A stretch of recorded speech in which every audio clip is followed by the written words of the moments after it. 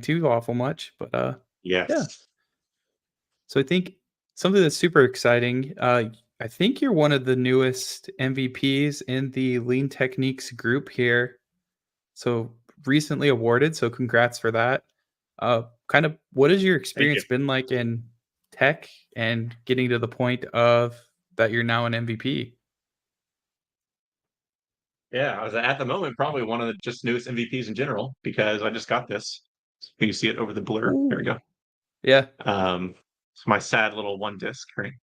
I see people on Twitter with like 20 of these.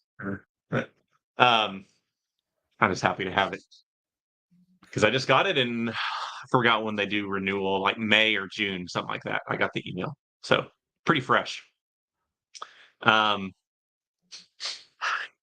getting up to getting it, I was just doing. So first, I started my blog, danandmccann.com, which is just my .NET, primarily .NET technical blog. And I just started doing that because one of our colleagues, I kind of always wondered about doing one, and one of our colleagues I learned had one, and that just motivated me to actually do it. I guess it's like, oh, he's actually doing it. I can ask him questions and stuff about some things, and just help me actually get started with it. So that was the first thing, and then posting on that consistently, not necessarily every week, but pretty consistent, like a few times a month at least. I know there's some people who do it, like I think Scott Hanselman does it twice a week. I'll probably never be that regular. That's a lot of content. But if you can do that, that's awesome. But so I did that, and then uh, in big part because of Lean Techniques again, started doing some speaking at conferences because I was living in Des Moines, Iowa at the time, and they help organize DevOps Days Des Moines.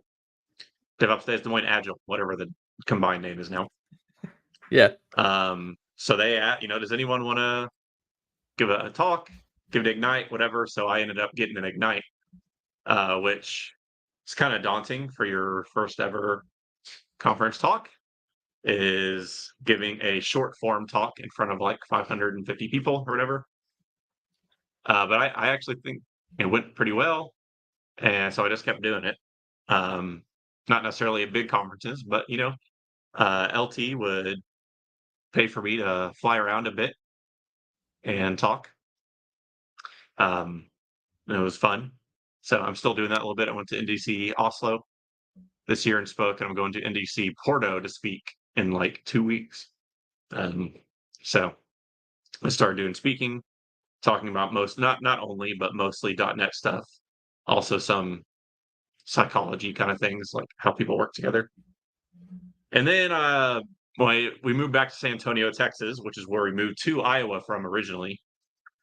And then since living in Iowa, I had gotten more involved in the local user groups like yours because they actually were active up there. There's the Azure group, so one you have, and the Kansas City one, and the Des Moines .NET user group.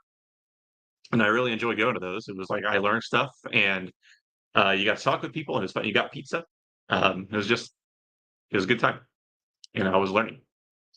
So when I came back to Texas, I was looking for that, and at least in San Antonio, there was nothing really there. Austin is like this tech hub, so they have stuff. They have a bunch of stuff.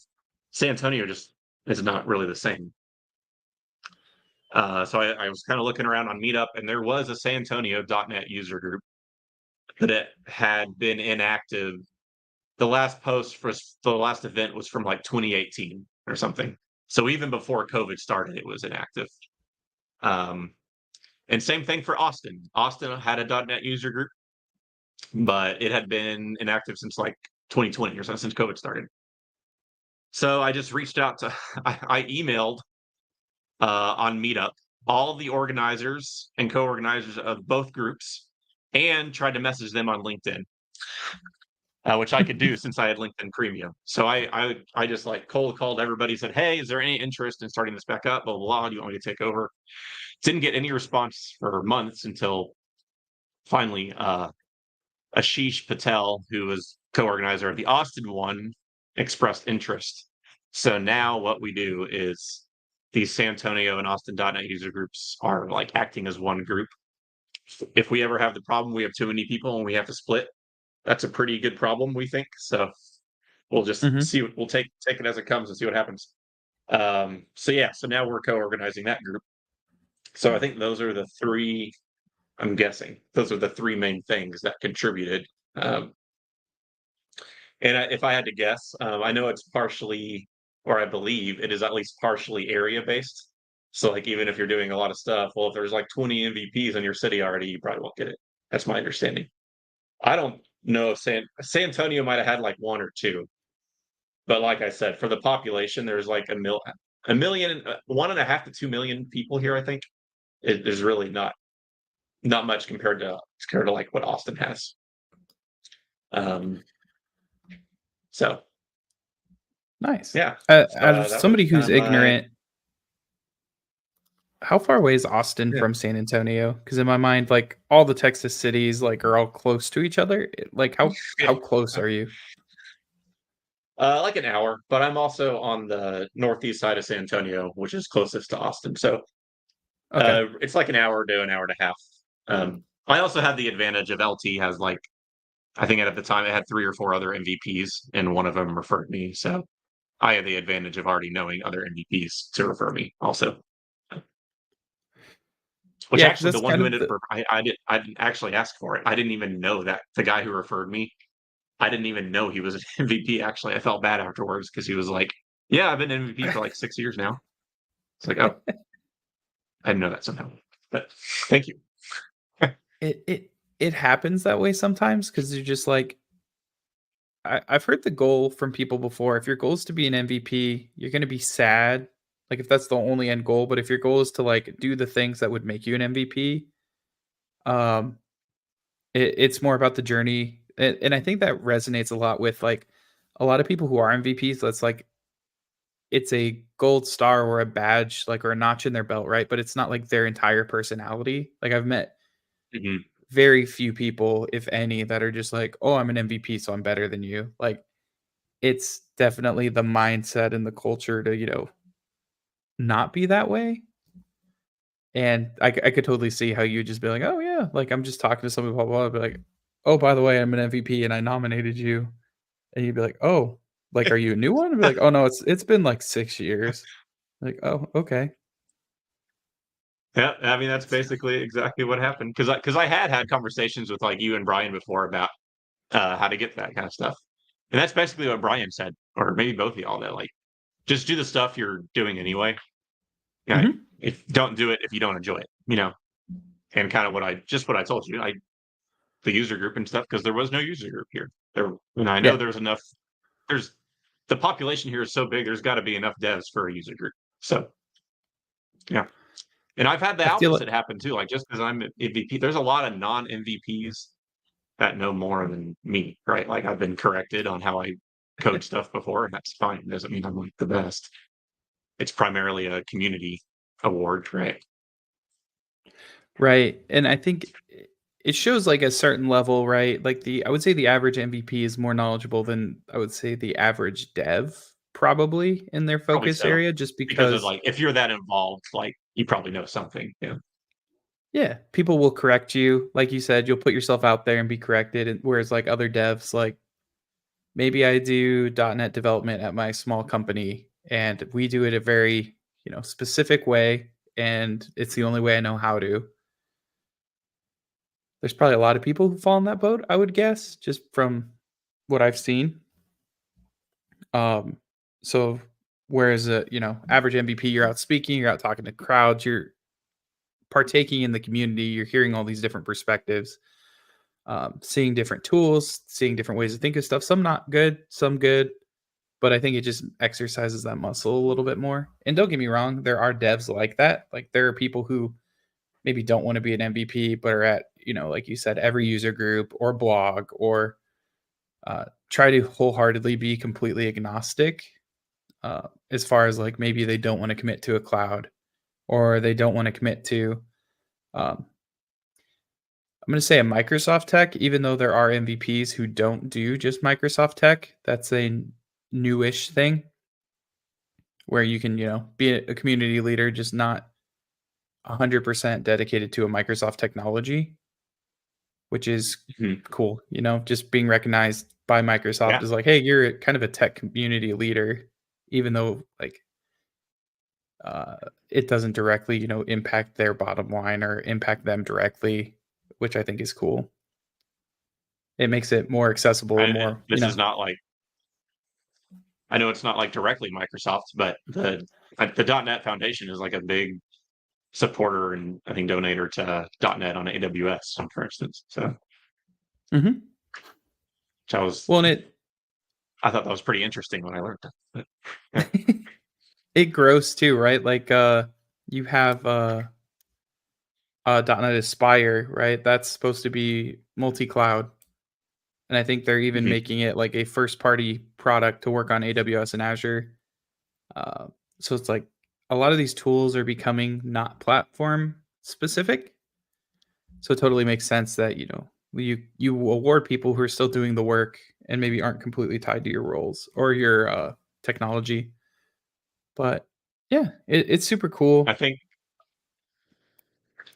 I think that's very similar. I mean, I think it's a good move. I think it's really similar to what happened with .NET Core, right? Because that blew me away when they did that. I remember watching that, like all of my whole team was watching it at work at the job I was at. This is Hmm. before COVID and all that, right? And I think it was maybe it was Build where they announced that. I don't remember, but Satya was on stage. He's the one who announced it, I think. He said like Windows will have you can do Bash on Windows. .NET will run on any OS. We were just like, at the time, that was like completely opposite to everything we knew Microsoft was about, right? We're like, what is going on? Like, this is awesome, but nobody was expecting this. And I think the cloud stuff is really similar. You can try to restrict yourself to only one OS. It's like you can try to restrict people to only use your cloud, but in the long term, you'll probably miss out um, as opposed to encouraging people to use your cloud, but making it open or making it just less friction to use your product, right? Um, but you make more money overall if you make it less friction, but you support kind of everything. You make it open in general. Yeah, I think it's pretty cool doing stuff like that because then, I mean, there was like previous clients I was at where they're like, you have to have a PC. Now you can use Mac, you can use all these different tools without having to jump backwards or bend backwards. You can deploy in different environments, different clouds, basically do a whole bunch of different things. So I think all of that's really exciting and cool. Yeah, I was surprised. As a consultant, you jump around clients more than you would if you're not a consultant. I've been surprised at how many devs, not .NET devs, just devs in general, prefer to use Macs. Because in my mind, Mac was like growing up, that was like something artists use. If you draw or if you do music production or something, that's why you use a Mac, in my mind at least. And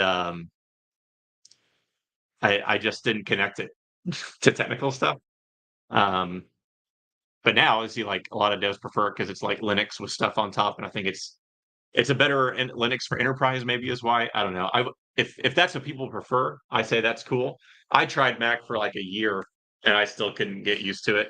So maybe that's a problem with my brain. I have I don't know, but I'm still a Windows OS guy, I guess. But yeah, I I have found in general enterprises are worse at managing them, so you tend to get a little bit more permissions and easier to do your job and do the things you need to do. That's changing as enterprises get more and more capable of doing it, but a lot of times they're like, devs are the only ones with Macs, so we're not going to waste the time to lock down their machine because we know they're not going to do stupid stuff, or they monitor that maybe makes sense ingress too. and but yeah, uh, that's why I've seen them at a lot of companies. Is people like, you want a Mac because it's impossible to do work on Windows. And it's like, oh, okay. Could we just Uh, maybe make the there are Windows? some things that are they just don't work as well sometimes for like random reasons, like Docker or something, like for weird stuff. It just because maybe the tool is just made with Linux in mind sometimes. But I also like Linux in general. I'm fine. I have a friend who he installed Linux Mint on his mom's computer when her computer died, and she has no trouble using it just because of how far those That's UIs awesome. have come now. So I think that's cool. Yeah. Um, I I've was going to say debated too, that when but just saving money on OSs, right? So you don't have to pay for a PC or a Windows license. right. I would worry that like, oh, what if that one app I want to use or something doesn't work the same on, or like some of the games I want to play or something. I don't know. I I think was going to Linux is say getting better and for better. blogging stuff. Yeah, absolutely. Um, with the blogging stuff too, like at least for me, um, I've heard this is an introvert thing. I don't know if that's true, but at least for me, before I talk on a topic, I have to feel like I really know what I'm talking about. So I do all this research and stuff. So if I pick a topic I'm going to blog on, it kind of forces me to learn about it, about something I probably would have never learned about otherwise, right? Like I've been doing ones on contract testing, which I've never done it. Like no business I've ever been at has wanted to do contract testing. So I've had to learn about it on my own. I feel like it's been super useful as an example. So I think there is a very good chance, probably if you're an MVP, you're probably blogging. And if you're blogging, you're probably learning more stuff. So I think stuff like that is connected. Same thing with speaking. Yeah. Yeah, I would say so. It does help because like when once you start putting word to paper, I think it is also nice if you're going to do a talk if you start a blog, right? Because it forces you to start thinking about stuff, talking through it, trying to put it in like maybe a chronological order, and then you can Yeah. expand it out to a full talk, whether it's in your case, 15 minutes for your first one, or I'm sure you're doing hours in Porto and all the cool places now. But that brings up kind of an interesting topic. Like NDC conferences are usually pretty competitive, and I think you've gone from fairly recently doing a 15-minute Ignite talk where we knew the organizers to getting into some really prestigious talks. Like how did you go from doing your first talk, I guess one mentally, but two getting those call for speakers accepted? Because I'm sure all the NDCs, they will pay for you to go over to these cool countries, pay for you to stay there. How are you like getting your talks up to the top of that list? If you have any tips or strategies there. I do have at least one, in my opinion, really good tip. But um, the first thing I want to say is partially I don't know. So you're right. I started speaking like about 2 years ago or so at that DevOps Days, Des Moines I talked about. Mhm. Um, and then basically from there, I just submit to like almost every conference I could find. Um, didn't matter if I had to fly or whatever. Cause like I went to DevOps Days Indianapolis, for instance, and I spoke at that, and it was fun. It was just cool to go to that for a couple days. Now, not everybody has the opportunity to like their company will pay for them to do that because it looks good for LT, right? But not every company will do that. So it was easier for me in that because the expenses were paid for, or most of them, right? So I could do it more. But also for like every talk I got accepted, it's probably 10 talks that got rejected. Or every conference I got accepted, there might be 5 I didn't get into, so it was just uh like shotgun blasts, just brute Yeah. force it. Like, yeah. Um, so that being said, I agree that NDCs I think are pretty high profile, harder to get into. I went from 0 of those, from having submitted to them every year still and getting rejected. I went from 0 to doing 2 this year somehow. How that happened, I can't really tell you because I don't know the selection process for that, right? And I got accepted to those before I was an MVP, so I don't. That wasn't part of it. Um, I could never get into another one after this. I don't really know. Maybe these were just banger topics for these years. I don't know, and I got lucky. Um, Is it the same talk that was accepted to both of those, or are they different talks? no, different talks. Yeah, one was Okay, on so it's test not even like container. you just had one One was banger on talk. like It's just right. Yeah, and this other one I'm doing is not even a technical talk. It's about like how to get teams to interact with each other. Okay. how to get people on a team to talk. I do have, I got some, what I think was really good advice from a colleague, uh, Skylar Watson, which he actually got from Kent Beck. So Kent Beck, I can give you a link. I don't know if you have any way of posting that on your podcast, but Yep. um, because Kent Beck is, or at least was, on the acceptance committee thing for OOPS which I don't even know what that is, but he has he has this short little write up on how to get accepted at OOPS and basically it's the brief summary is that it's 4 steps. This is what your abstract should look like. State the problem, state why the problem is a problem. Number 3 is a startling sentence, and number 4 is implication of the startling sentence. So I've structured all my abstracts like that since then. Sometimes I'll like write an abstract, or I'll have a pre-written abstract I wrote in the past, and I'll run it through like Chat GPT or something. I'll say, "Here's my abstract. Can you rewrite it so that it fits this 4-point structure?" And I won't just like copy paste what it gives me, but I'll work from there and be like, "Okay, that's a good starting point." Um, so the example he gives is the rejection rate for OOPS Law papers is near 90%. Most papers are rejected not because of a lack of good ideas, but because they are poorly structured. Following 4 simple steps into writing a paper will dramatically increase your chances of acceptance. If everyone followed these steps, the amount of communication in the object community would increase, improving the rate of progress. So it's still short, but it also, like, because of the startling sentence, it grabs your attention. Uh, because of the implication, the audience knows what the talk is going to be about. Um, and I've structured all my abstracts like that since then. Mind you, most of them still get rejected just because that's how conferences work. They get a lot of submissions, but I do think it has helped. Well, and I think there's something to be said. I think, especially for a non-technical topic like that, format must work really well because I think I heard KCDC, like it was almost, I forget what, there was a startling fact, but to get your paper accepted to a conference like that, I think it was almost more likely to be bitten by a shark or something crazy.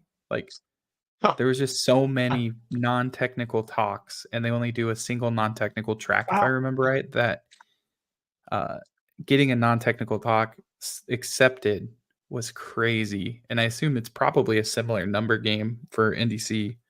Um, I did also double check. Oopsla looks like it is um, it's a conference that focuses on practical and theoretical investigations of programming systems, languages, and environments.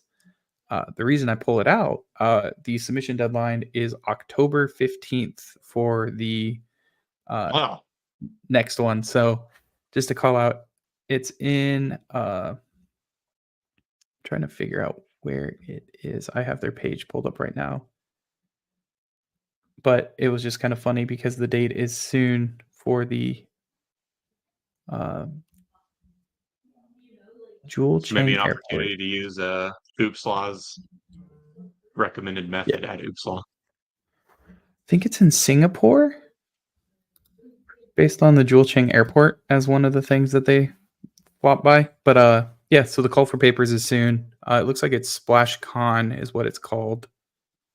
So Okay, yeah, feel free to submit to that. Let us know how that that's a goes with good. your format. Yeah, Um, and then I think it's 2025 is when the next conference goes on. So I don't know exactly what date, but yeah. Oh, sorry. I'm guessing that's a pretty Sunday the 12th high to profile Saturday one the as well. 18th, October 2025 Oh, and in actually, Singapore. it's kind of funny you mentioned KCDC because at DevOps Days Austin this year, I actually met Jeff Strauss, who's like the head of, Yeah. I don't know what you call it. He leads like the paper acceptance stuff for KCDC. Because he works at Chef and they had a Chef table as one of the sponsors there. So he was there working a table. But I met him And Nice. I believe he said the acceptance, yeah, you're like something like 2% or something. It was nuts how many submissions they had. And I did not realize it was that big of a conference. Yeah, it's just I think the amount like with the technical topics, right? There's like I forget what it is. There's like 8 or 10, like there's a ton of tracks. So I think the acceptance they probably get more in general, but there's just an overall more acceptance because you can fill 8 different slots all day versus like a single track. So uh yeah, it's interesting. I know one of our colleagues, Scott, was on the review board for um one of the tracks, and we were giving him grief because he didn't pick Yeah, his own talks. I do remember that. Yeah. I mean, that's That was funny. probably ethical, right? I mean, it's funny because it's like the curse of knowledge kind of thing playing through. Because he's like, I just thought everybody else's stuff was more interesting than mine. Like, yeah, I could see how that could be hard because you're picking other people's topics that, and maybe he didn't use the cool attention getting format. So maybe he's just like, yeah, I've already talked Maybe about that's this. I know why. about it. Yeah. I'm not excited to talk about it again. Yeah. But yeah, it's a cool conference. But I yeah, still haven't been. I'm hoping to go someday. yeah, it I was hear a great little things closer about when it. you were in Des Moines. How far is Kansas City from where you are now? A few hour flight? Pretty far. Yeah, a few hour flight. Um, I mean, well, it's probably too far away from Des Moines. I will probably wouldn't go to Des Moines if I went there. But it's like a 3 hour drive, I believe, from there, right? It's actually really weird because it's about a 3 hour drive from Des Moines and it's about a 3 hour drive from Omaha, just because they both hit KC at different Okay. angles, which is I I mean, always if thought I was got really weird. accepted there, I wouldn't mind flying up. But it'd probably be on a speaker there. Unless I got it paid for. I just had like loads of free time that year or something, I guess. But hey, it's only Yeah, a 12-hour drive. That's not bad. that's not as terrible as I maybe was envisioned. I guess it's not great. Was it when we moved to Iowa from Texas? That's like a 16, 20-hour drive when you're driving a Penske truck with all your stuff in it. That only goes 60 miles an hour tops. That Yeah. Oh man, that's funny. Do you have any sort of we'll put your blog if you want to send me the link to that so people can follow you. sure. Is there any other additional like shout outs or call to actions of our viewers or listeners that you want to maybe showcase or anything you're doing next? I know NDC, the previous NDC I think was live streamed, right? Do you know if this one will be?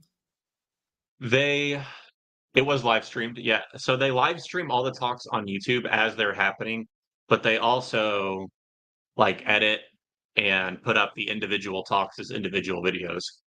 Um, and I've been checking, and mine's not up yet, which they just have like a ton of talks to go through. So Hmm. um, if I can find that live stream link, I will give it to you as well. Yeah, that'd be awesome. Cool. I'll make sure to post your blog and post your the other link that you had for writing a good talk to be accepted. But with that, Yeah, I'd say thanks for joining us on this Friday and enjoy the rest of your week. I guess I can say I've got ideas for like online courses in the works. And if by the time you watch this, maybe those are out already. So go see if they are. Which if they are, they will be on my blog, I'm sure. So Cool. how We'll about make that? sure everybody There we goes go. there, checks that out. Awesome. Well, thanks for joining us, Daniel. Congrats on being an MVP, and then hopefully, Thank you. congrats on being an instructor here in a little bit when you create your first course. Thank you. You know what? Cool. I'm sure whoever's watching this, chances are they won't be local. But since I am the co-organizer of this, I'll shout out the .NET user group here and put the link to Yeah. that, San Antonio .NET user group, Do you also guys known usually as the stream that Sad too? Nugs.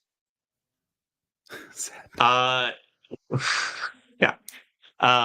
We record all of them. Right now they're just on a Google Drive. but we are going to make a YouTube channel and put them up on there. So yeah, Cool. I'll plug that as well.